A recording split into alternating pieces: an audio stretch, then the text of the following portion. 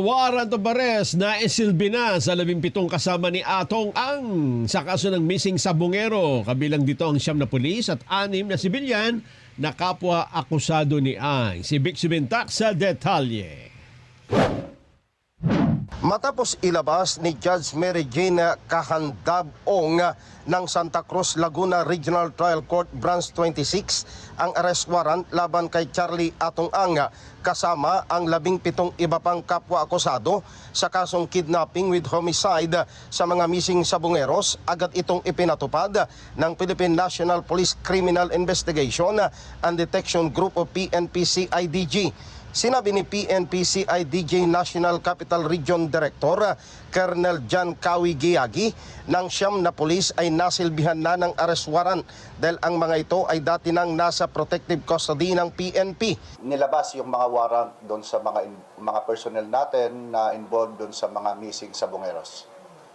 For now, as what our Chief PNP have said a while ago, na merong bilang ng mga PNP personnel na andito na. So we already served yung mga warrant of arrest sa mga 9 na katao na kapulisan na andito ngayon sa krami at nasa kustodiya namin. Muling nabuhay ang kaso ng missing sabungeros na nangyari noon pang 2022 matapos lumutang ang whistleblower na si Julie Dondona Patitugan alias Totoy na nagsabing ang labi ng mga nawawalang sabungero ay itinapon sa Taal Lake. Inihayag ni Giagi na hahanapin ng PNP si Atong Ang para isilbi ang arrest warrant sa kanyang residential address na number 31 Lakeview Drive, Bagong Ilog, Pasig City at sa iba pang mga property nito sa iba't ibang lugar kasama ang lalawigan ng Palawan.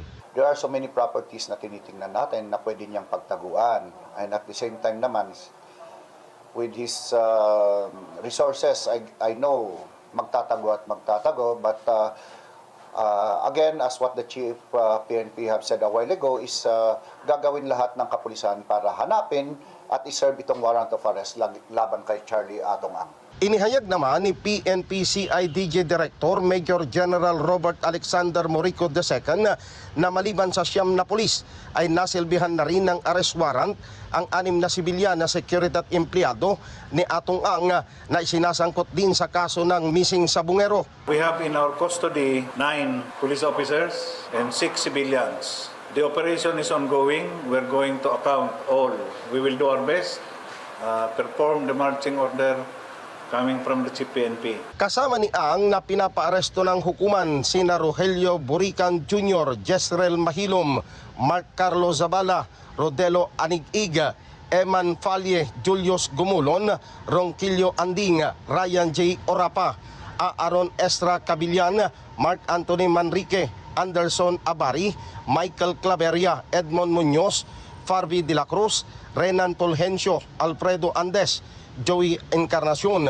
Umapila si General Morico kay Atong Ang na mas mabuting sumuko na lamang at harapin ang kaso sa hukuman dahil kung magtatago ito ay hahanapin siya ng mga otoridad upang isilbi ang arrest warrant at panagutin sa kasong kanyang kinakaharap. Vic Subintak para sa 100% balita.